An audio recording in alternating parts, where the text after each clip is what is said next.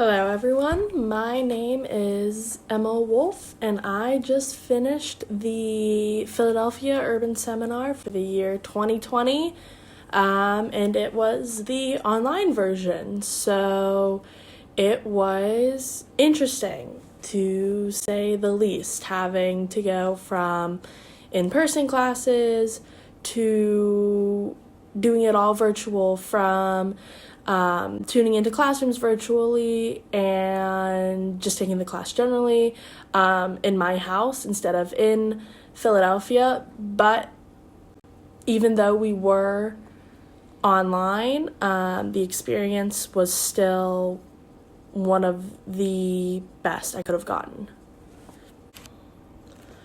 So coming into this class, one of the topics that I felt most comfortable talking about was race and racism. I took a class in high school under the title African American Studies, where we learned about the history of African Americans that wasn't told in our regular social studies classes. And so I spent a whole high school semester learning about that.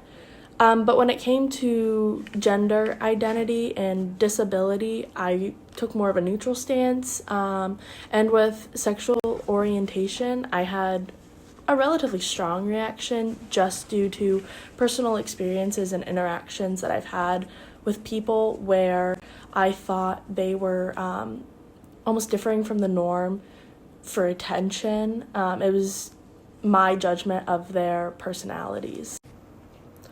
I'm also just a person who generally does not try to draw unwanted attention to themselves. It's not something that I like to do. It's something that I get very uncomfortable with. So I've always stayed away from political conversations that would spark issues with other people.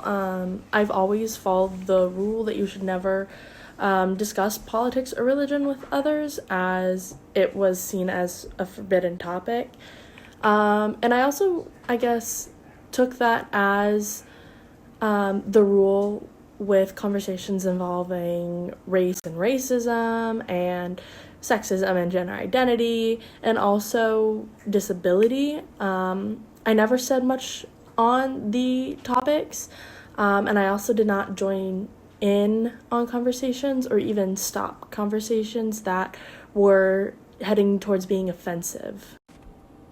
So one of the biggest ideas that we learned about in this class that really stuck out to me was the white supremacist patriarchy and the 8 tenets that went along with it. When it was first introduced, I only thought of it along the lines of race and racism, as that was the unit it was being presented in.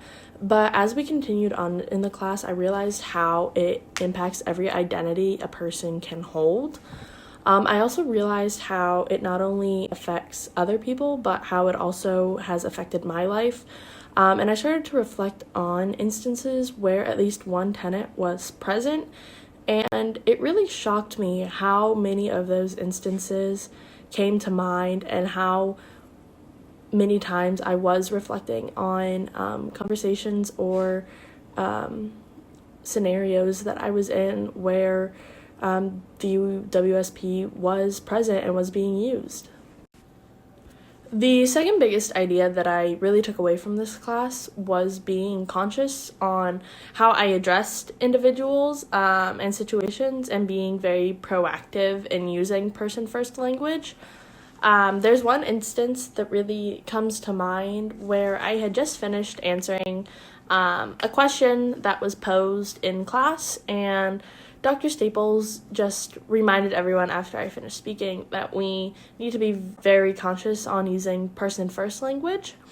And in that moment, I couldn't even think about what I had said or the words that I had used. Whatever I had said was so second nature, and I was disappointed in myself, to be very honest. I had been working so hard to move forward and take steps forward. And just in that moment, I felt as though I was taking steps backwards, and that wasn't the direction I wanted to go.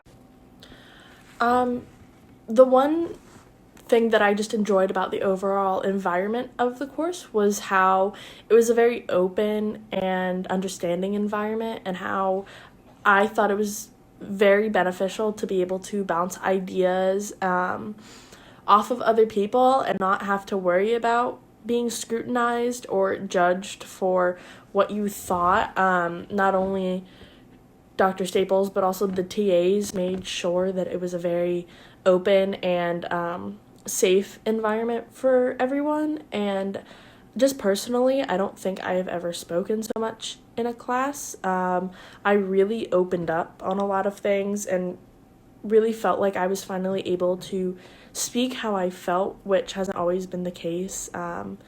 Just growing up and having certain friend groups, and I finally felt relieved that I could recognize other people.